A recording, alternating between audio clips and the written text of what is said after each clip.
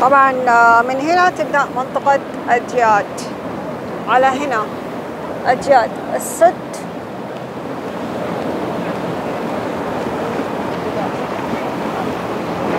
كذا أجياد المصافي.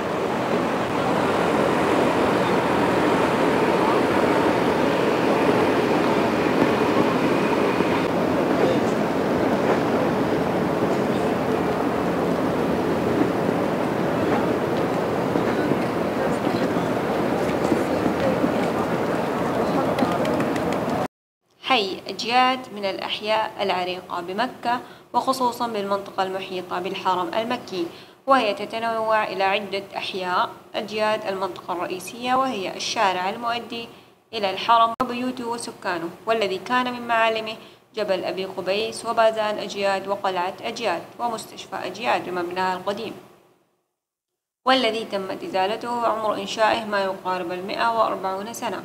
وأجياد السد وأجياد بئر بليلة وأجياد المصافي، وهذا من الجبال التي تحيط بالحرم إحاطة المعصم باليد. طبعا هذا أجياد المصافي. أما عن معنى تسمية أجياد، ما ورد في معاجم اللغة عن معنى هذا اللفظ أجياد، وهو بمعنى أجواد، وقيل كانت مربط للجياد والخيول. وورد اسم أجياد في الشعر العربي في أكثر من موضع، منهم ما قاله الشاعر الذي عاش في الجاهلية الأعشى ميمون بن قيس، يذكر في حي أجياد حيث قال: فما أنت من أهل الحجون ولا الصفا، ولا لك حق الشرب من ماء زمزم، وما جعل الرحمن بيتك في العلا بأجياد غربي الصفا والمحرم. طبعا هذه المنطقة كلها أجياد. راح أطلع حارة البخارية، راح نصور هناك بيوت أثرية قديمة. طبعا طريقة من الطلعة هذه اللي طلعتها من قبل، بس راح أغير المدخل اللي دخلته أول، راح أدخل المدخل اللي فيها البيوت الأثرية. هذا يبيع التمور، طبعا الحين موسم التمور.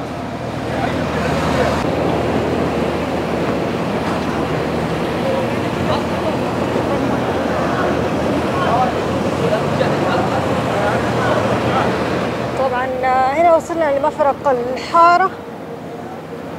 المرة اللي راح دخلت من الطريق هذا، راح أغير الطريق إلى هنا. أوكي،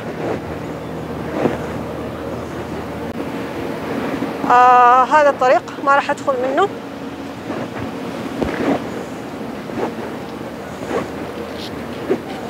راح أدخل من هنا. أوكي،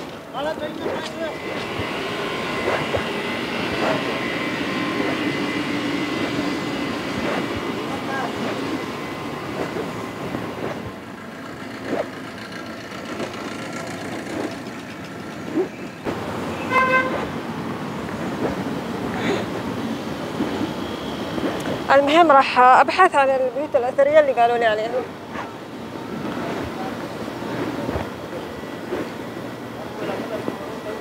تقريبا لا، مش هنا، راح أرجع لأنه وصلنا على المدخل اللي طلعته أول اللي فيه فرن التميس. راح أرجع.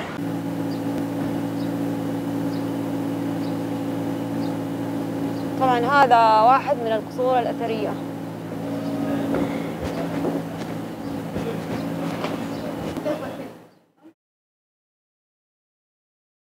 طيب الحين راح أوريكم قصر يعتبر قصر قديم.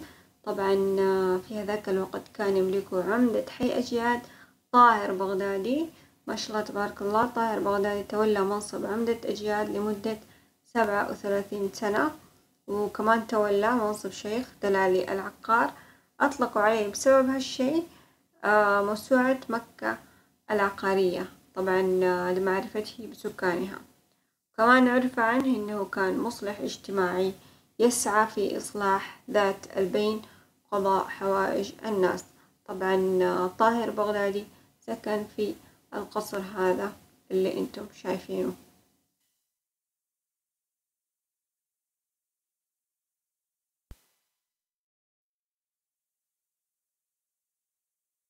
وهنا البيوت تقريبا كلها قديمة.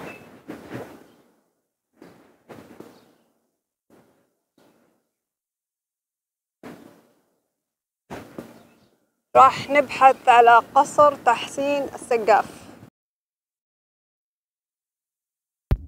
طبعا هنا لقيت لكم تقريبا فيلا في هذيك الأيام. هنا المدخل تبعها. طبعا الباب لقيته مفتوح فحبيت ألقي نظرة. هذا المبنى، شوفوا هذا الحوش تقريبا، يعني توقعت انه مهجور فما بعرف.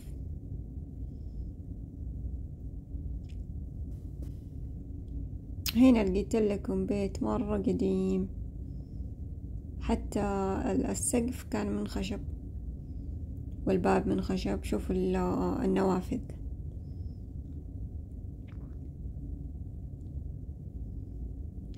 الباب من الخشب القوي مرة.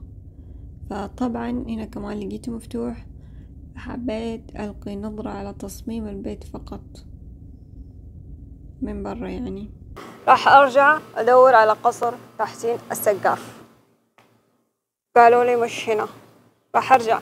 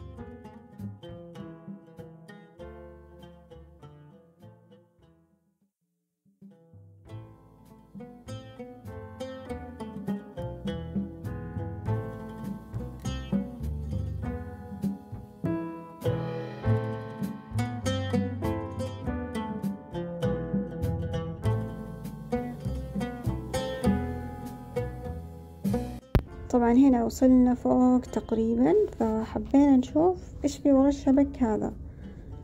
مثل ما انتم شايفين هذه انفاق بتؤدي الى الحرم وتؤدي الى المسفلة وتؤدي الى اجياد، يعني كأننا كذا لفينا وطلعنا فوق الجبل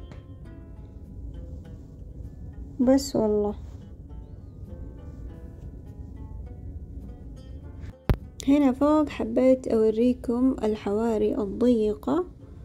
طبعا الحواري هذه كلها اللي فوق هذه الضيقة مطلة على الأنفاق نفسها. الإطلالة اللي دوبني وريتكم هي.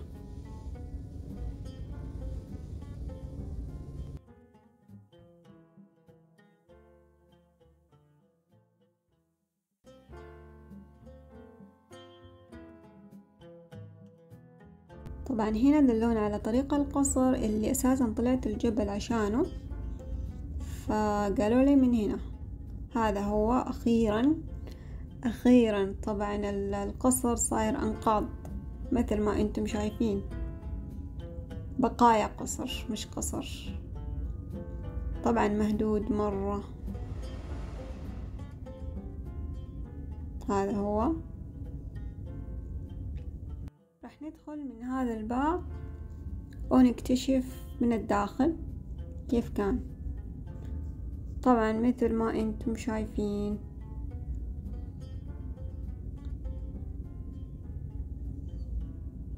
هذا هو دليل انه بناء حجري قديم.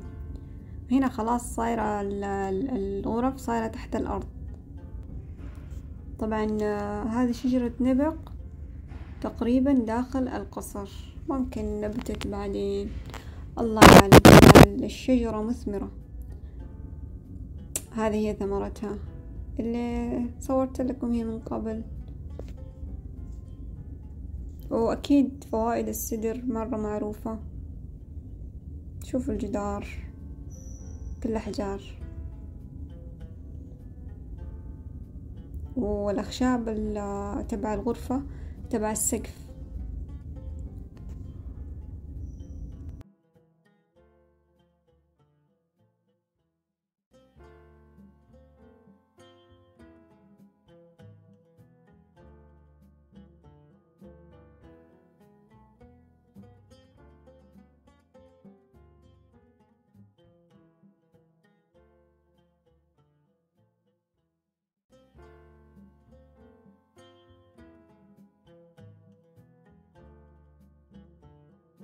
ومن هنا طبعا إطلالة القصر كانت على الجبل، هذه الإطلالة.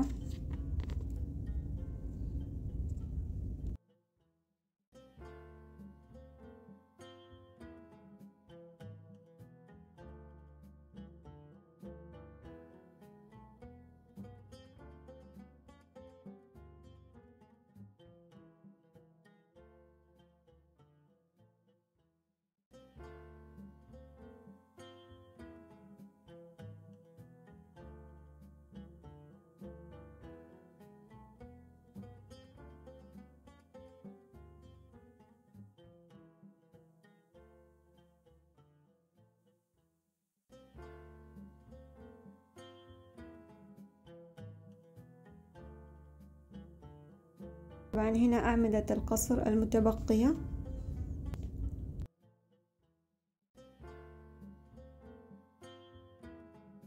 طبعا القصر يقع جنب المسجد مباشرة، ملتصق فيه. طبعا مكتوب مسجد العمدة، عاد الله أعلم، احنا قالوا لنا مسجد البخاري بس ماني عارفة. هنا طبعا خلاص بأذن المغرب. وهنا كمان بيت قديم مرة مهجور زي ما انتم شايفينه.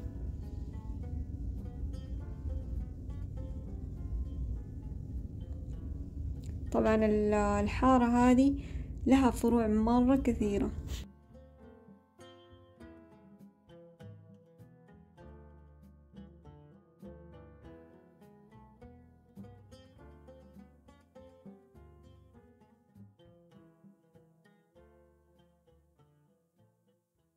هنا لقيت بيت أثري حجري، طبعا مرممينه مثل ما انتم شايفين، وكمان يعني ظاهر مسكون يعني ساكنين فيه.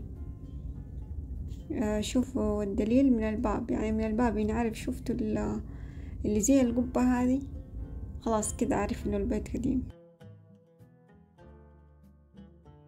وهنا على جوا لقيت لكم بيت مرة قديم، هذا هو البيت اللي يقولوا عليه أثري. كيف نعرف؟ طبعا أنا اللي أعرفه من النوافذ. شوفوا كذا تجي، كذا يجي شكلها، خلاص كذا تعرف إنه قديم، حتى ما في فتحات مكيفات وكذا، فواضح إنه مهجور وما حد ساكن فيه، مرة قديم. بس طبعا حبايب قلبي كذا خلصت من التصوير. صورت لكم القصر الأثري اللي طلعت عشانه، قصر طاهر بغدادي، وكان في قصور تانية كمان بس ما قدرت أوصل لها. كذا راح أحاول أنهي الفيديو. طبعا هنا وصلنا لأجياد المصافي، وصلنا لتحت خلاص. حبايب قلبي لا تنسوا الاشتراك في القناة وتفعلوا زر الجرس وتحطوا لي لايك، واكتبوا لي في الكومنت إذا حبيتوا الفيديو. أشوفكم فيديو جديد، مع السلامة.